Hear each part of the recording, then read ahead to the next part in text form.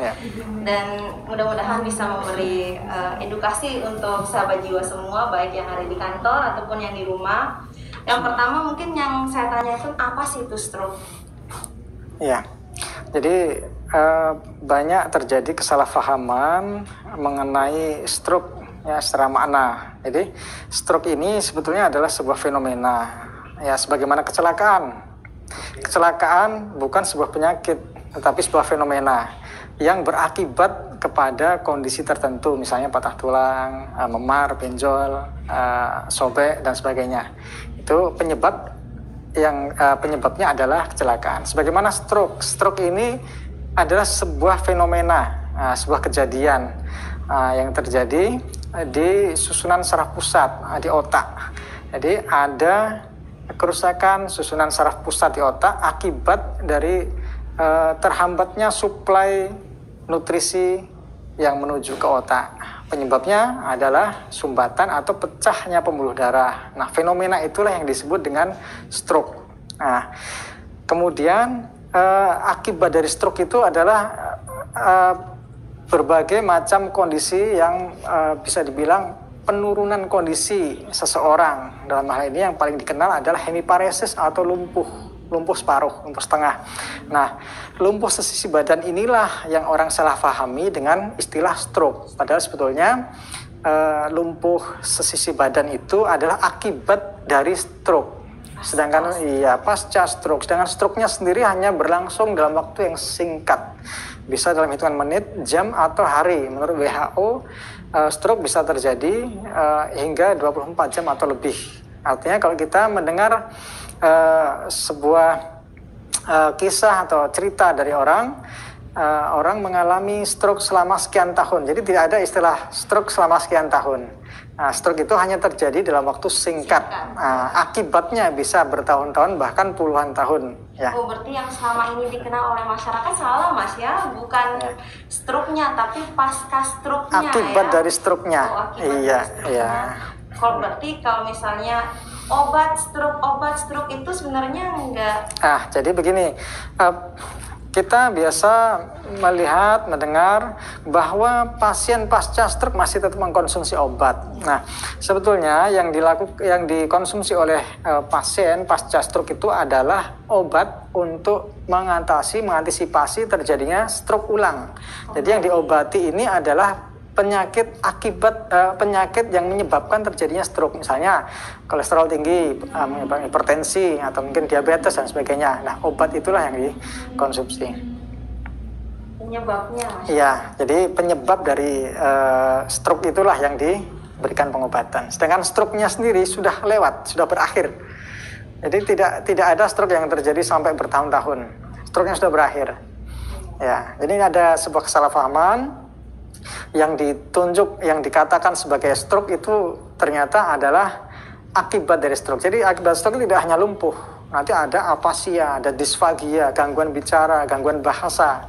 Kenapa orang tidak mengatakan gangguan bahasa, gangguan bicara itu sebagai stroke? Karena yang paling tampak, yang paling terlihat adalah hemiparesis atau kelumpuhan itu, sehingga kelumpuhan inilah yang disalahartikan sebagai stroke. Padahal itu hanya salah satu akibat stroke. Nah, itu akibatnya. Ya. Kalau yang saya tanyakan ini jenisnya, kira-kira ada nggak jenis stroke? Ya, selama ini kita mengenal yang paling sering dikenal oleh masyarakat itu ada dua macam stroke.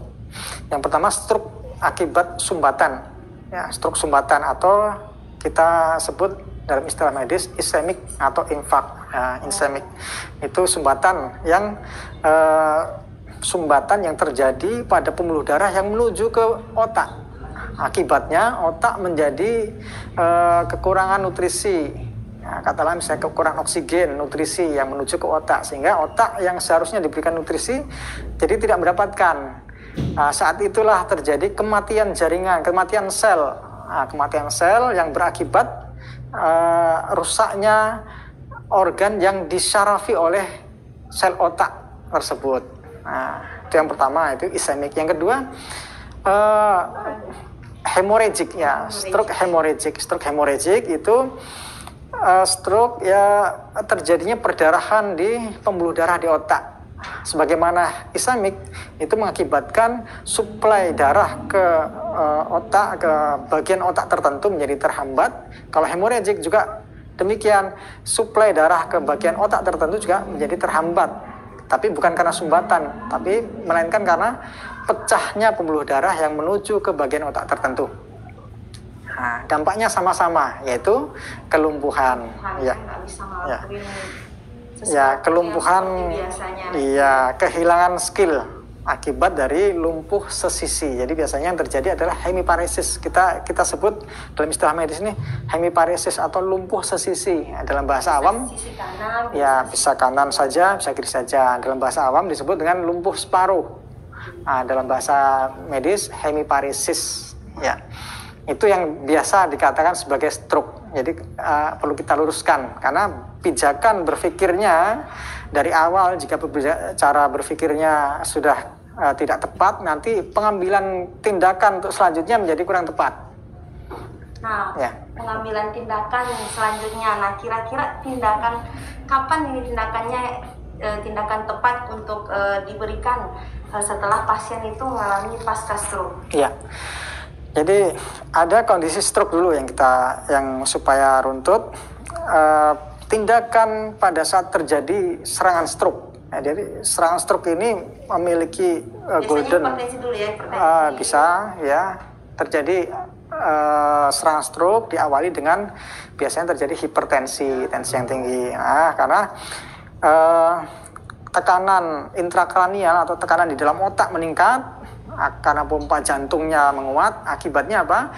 Pecah pembuluh darah, itu yang disebut stroke hemorrhagic. Ya, sebagaimana yang saya sampaikan di muka tadi, satunya lagi adalah stroke ischemic karena ada sumbatan. Nah, pada saat terjadi serangan stroke, apa yang harus dilakukan? Nah, ini yang masyarakat, terutama keluarga, anggota keluarganya yang serumah ya, atau orang dekatnya atau teman kerjanya di sekitarnya itu harus segera dengan sigap membawa pasien stroke ini, belum pasca stroke, tapi pasien stroke itu segera diberikan tindakan awal, yaitu dibawa ke rumah sakit supaya diberikan tindakan secara dini, karena ini ada golden periodnya. Stroke golden periodnya hanya 3-5 jam. Jadi, sudah harus ada di rumah sakit dalam waktu itu. Nah, sedangkan pasca stroke, ini setelah stroke berlalu, mungkin 1, 2 hari, 3 hari, kemudian segera diberikan tindakan pasca stroke. Nah, ini juga ada periode emasnya sendiri. Nah, jadi jangan sampai keliru, tindakan untuk hemiparesis atau lumpuh separuh beda dengan tindakan untuk stroke. Stroke itu hanya periode emasnya hanya singkat sekali. Sedangkan hemiparesis atau pasca stroke, lumpuh pasca stroke, ya, biasanya lumpuh sesisi atau separuh, itu golden periodnya hanya 3 bulan. Ya, golden time-nya itu paling lama 3 bulan. Setelah itu nanti akan mulai muncul kendala yang lain, yaitu pemendekan otot. Nanti ada atrofi ototnya mengecil, mengkerut, ototnya memendek atau disebut spastik dan sebagainya, kontraktur. Nah, supaya tidak terjadi itu harus segera mungkin diberikan tindakan pasca stroke. Jadi ada 2 macam ya, tindakan pada saat stroke dan ada tindakan pasca stroke. Salah satunya untuk kelumpuhannya. Ya. Salah masyarakat selama ini ya, kebanyakan masyarakat